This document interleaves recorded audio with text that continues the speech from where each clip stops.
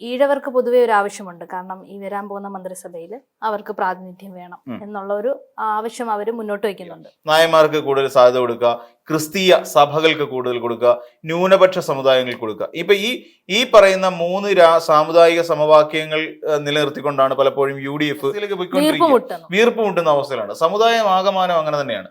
അപ്പൊ അതിൽ നിന്നൊരു മോചനമാണ് അക്ഷരാർത്ഥത്തിൽ ഇതിലൂടെ ഈ ശ്രീനാരായണ സഹോദര ധർമ്മവേദി പോലുള്ള പ്രസ്ഥാനങ്ങളിലൂടെ അവർ ഉദ്ദേശിക്കുന്നത്. അപ്പം ആ സമയത്ത് ശരിക്കും ഈഴവരാദിയായിട്ടുള്ള ആളുകൾ ശരിക്കും ഈ സംഘടനയെ അവരുടെ ഒരു ഉന്നമനത്തിന് വേണ്ടിയിട്ടുള്ള ഒരു സംഘടന എന്നുള്ള നിലയിലാണ് കാണുന്നത്. ഇത്തവണത്തെ നിയമസഭാ തെരഞ്ഞെടുപ്പിൽ UDF പിന്തുണ നൽകിയിരുന്നു ശ്രീനാരായണ സഹോദര ധർമ്മവേദി. അവരുടെ പിന്തുണ UDF UDF ജയിച്ചു. വലിയ ഭൂരിപക്ഷത്തിൽ തന്നെ ജയിച്ചു വരുന്നു. ഇപ്പോഴും കംപ്ലീറ്റ് ആയിട്ടില്ല എങ്കിലും. ഇപ്പം ഈഴവർക്ക് പൊതുവെ ഒരു ആവശ്യമുണ്ട്. കാരണം ഈ വരാൻ പോകുന്ന മന്ത്രിസഭയിൽ അവർക്ക് പ്രാതിനിധ്യം വേണം എന്നുള്ള ഒരു ആവശ്യം അവർ മുന്നോട്ട് വയ്ക്കുന്നുണ്ട്.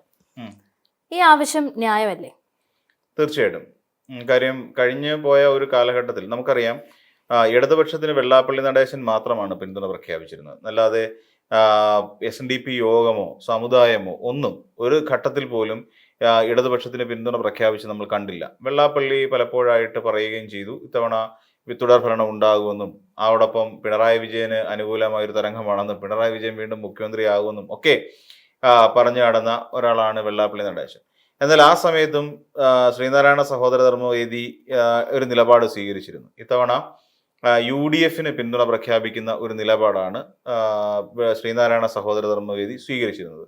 ഇതിന്റെ ഭാഗമായിട്ട് പലയിടങ്ങളിലും അതിപ്പം കൊല്ലം ജില്ലയിൽ തന്നെയുള്ള പല മണ്ഡലങ്ങളിലും അതിൻ്റെതായ കൊല്ലം ആലപ്പുഴ ജില്ലകളിൽപ്പെട്ട പല മണ്ഡലങ്ങളിലും വേണ്ടത്ര സ്വാധീനം ചെലുത്താൻ ശരിക്കും ഈ ശ്രീനാരായണ സഹോദര ധർമ്മവേദി പോലെയുള്ള ഒരു പ്രസ്ഥാനത്തിന് കഴിഞ്ഞു എന്നുള്ളത് വളരെ വളരെ ആശ്വാസകരമായി നമുക്ക് കാണാൻ കഴിയുന്ന ഒരു കാര്യമാണ്.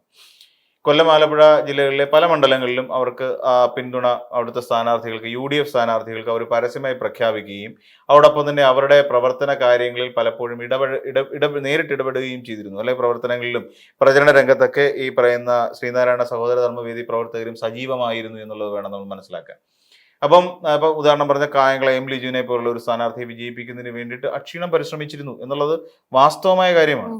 അപ്പോൾ അങ്ങനെയുള്ള ഒരു സാഹചര്യത്തിൽ ഇടതുപക്ഷത്തിന് അനുകൂലമായ അല്ലെങ്കിൽ ഈ പറയുന്ന ഈഴവർക്ക് അനുകൂലമായ ഒരു സാഹചര്യം സൃഷ്ടിച്ചെടുക്കേണ്ടത് UDF ബാധ്യത തന്നെയാണ്.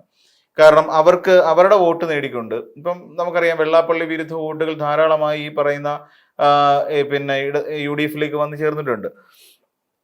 അപ്പോൾ അങ്ങനെയുള്ളൊരു സാഹചര്യത്തിൽ തീർച്ചയായിട്ടും UDF ഒരു ബാധ്യത എന്ന് വെച്ചാൽ UDF സംബന്ധിച്ചിടത്തോളം അവർ ഈ ഈഴവരാതി പിന്നോക്ക വിഭാഗക്കാർക്ക് മന്ത്രിസഭയിൽ സ്ഥാനം നൽകേണ്ടത് ഒരു മര്യാദയുടെ കാര്യം കൂടിയാണ്.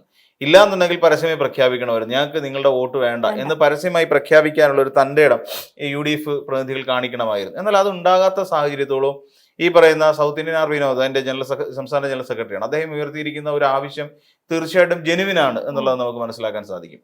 ഇതുവരെ ഉള്ളിടത്ത് ഇപ്പം നമുക്കറിയാം ഇപ്പൊ സാമുദായിക സമവാക്യങ്ങൾക്ക് വളരെയധികം പ്രാധാന്യം കൊടുക്കേണ്ടതുണ്ട് ഇന്നത്തെ കാലത്ത്.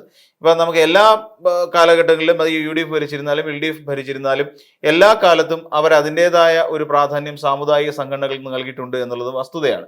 എന്നാൽ പലപ്പോഴും നമുക്കറിയാവുന്ന പോലെ ഇപ്പം UDF ഇപ്പൊ അധികാരത്തിൽ കയറി കഴിഞ്ഞാൽ ഏറ്റവും കൂടുതൽ നമ്മൾ നോക്കിക്കഴിഞ്ഞാൽ നായർ ഡൊമിനൻസ് ആയിരിക്കും. നായന്മാർക്ക് ഏറ്റവും കൂടുതൽ ഇപ്പൊ NSS കൂടുതൽ പിന്തുണച്ചുകൊണ്ടായിരിക്കും അവരുടെ ഒരു മന്ത്രിസഭാ രൂപീകരണമൊക്കെ സംഭവിക്കുക.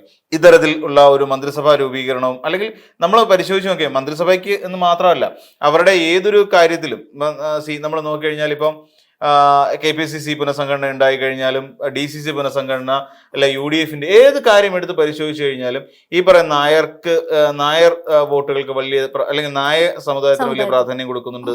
സഭയ്ക്കും അതുപോലെ ന്യൂനപക്ഷങ്ങൾക്ക് വലിയ പ്രാധാന്യമുണ്ട്. ഇവർക്ക് കൊടുക്കണ്ട എന്നല്ല പറയുന്നത്. പക്ഷെ അതിനിടയിൽ പോലും ഈഴവരാദിയായിട്ട് വരുന്ന ഈഴവർ എന്ന് പറയുന്ന ഒരു വിഭാഗത്തിനെ വേണ്ടത്ര പരിഗണിക്കാതെ മാറ്റി നിർത്തുന്ന ഒരു സമീപനം പലപ്പോഴും UDF ഭാഗത്തു നിന്നുണ്ടായിട്ടുണ്ട്. അത് ഇത്തവണ സത്യത്തിൽ അതിനൊക്കെയുള്ള ഒരു ചോദ്യം ഉയർത്താനുള്ള ഒരു സ്ട്രെങ്ത് ഇത്തവണ ശ്രീനാരായണ സഹോദര ധർമ്മവേദിക്ക് ലഭിച്ചു എന്നുള്ളതാണ് ഏറ്റവും പ്രാധാന്യമായിട്ട് കാണേണ്ടത്. കാര്യം എല്ലാ കാലത്തും ശ്രീനാരായണ സഹോദര ധർമ്മവേദി നിലകൊള്ളുന്നത് എന്ന് പറഞ്ഞാൽ SNDP എന്ന് പറയുന്ന യോഗത്തിന് എതിരായിട്ടല്ല, SNDP യോഗത്തെ സംരക്ഷിച്ചു പിടിക്കാൻ വേണ്ടിയിട്ടാണ്. എന്തുകൊണ്ടാണെന്ന് വെച്ചാൽ വെള്ളാപ്പള്ളി നടേശൻ എന്ന് പറയുന്ന ഒരാളുടെ കയ്യിൽ കിടന്നിട്ട് ഈ ശ്രീനാരായണ സഹോദര ധർമ്മ SNDP യോഗം വല്ലാത്ത ഒരു വേറൊരു അവസ്ഥയിലേക്ക് പോയിക്കൊണ്ടിരിക്കുക, വീർപ്പ് മുട്ടുന്ന അവസ്ഥയിലാണ്. സമുദായം ആകമാനം അങ്ങനെ തന്നെയാണ്. അപ്പൊ അതിൽ നിന്നൊരു മോചനമാണ് അക്ഷരാർത്ഥത്തിൽ ഇതിലൂടെ ഈ ശ്രീനാരായണ സഹോദര ധർമ്മവേദി പോലുള്ള പ്രസ്ഥാനങ്ങളിലൂടെ അവർ ഉദ്ദേശിക്കുന്നത്. അപ്പം ആ സമയത്ത് ശരിക്കും ഈഴവരാതിയായിട്ടുള്ള ആളുകൾ ശരിക്കും ഈ സംഘടനയെ അവരുടെ ഒരു ഉന്നമനത്തിന് വേണ്ടിയിട്ടുള്ള ഒരു സംഘടന എന്നുള്ള നിലയിലാണ് കാണുന്നത്. അപ്പം ഈ പറയുന്ന വെള്ളാപ്പള്ളി നടേശൻ എന്ന് പറയുന്ന ഒരാൾ നേരെ ഇടതുപക്ഷത്തിന് ഒപ്പം ചേർന്ന് നിന്നുകൊണ്ട്, ഇടതുപക്ഷത്തിനൊപ്പം ചേർന്ന് നിന്നുകൊണ്ടെന്നല്ല, അദ്ദേഹം ഒരു ന്യൂനപക്ഷ അല്ലെങ്കിൽ ന്യൂനപക്ഷ വിരുദ്ധ സമീപനം സ്വീകരിക്കുന്നു. അത് ശ്രീനാരായണ ഗുരുവിന്റെ ആദർശങ്ങൾക്കൊക്കെ എതിരാണ്. അപ്പൊ അത്തരം ആദർശങ്ങൾക്കെതിരെ നിന്നുകൊണ്ട് എന്നിട്ട് ഇടതുപക്ഷത്തോട് പക്ഷം ചേർന്ന് പിടിക്കുകയും ചെയ്യുന്നു. ഇത് ദോഷം ചെയ്തു എന്നുള്ളത് വാസ്തവമാണ്. കാര്യം ന്യൂനപക്ഷ വോട്ടുകളെല്ലാം ഇടതുപക്ഷത്തു നിന്ന് അകന്നുപോയി എന്നുള്ള വാസ്തവമാണ്. വെള്ളാപ്പള്ളിയുടെ കൂടിയതുകൊണ്ട് ഈഴവ വോട്ടുകളും ഭിന്നിച്ചു പോയി എന്നുള്ള കാര്യം സത്യമാണ്. അപ്പൊ ഈ ഒരു സാഹചര്യം മുന്നിൽ നിർത്തിക്കൊണ്ടാണ് ശ്രീനാരായണ സഹോദര ധർമ്മവേദി ഇങ്ങനെ ഒരു നീക്കം നടത്തിയത്. UDF പിന്തുണ പ്രഖ്യാപിക്കാമെന്ന് തീരുമാനിക്കുന്നു. അപ്പോൾ അങ്ങനെ പിന്തുണ പ്രഖ്യാപിച്ച സാഹചര്യത്തിൽ ഈഴവരായിട്ടുള്ള ഒരു വലിയ വിഭാഗം ആളുകളുടെ വോട്ട് ഈ UDF വന്നിട്ടുണ്ട് എന്നുള്ള കാര്യം വസ്തുതയാണ്.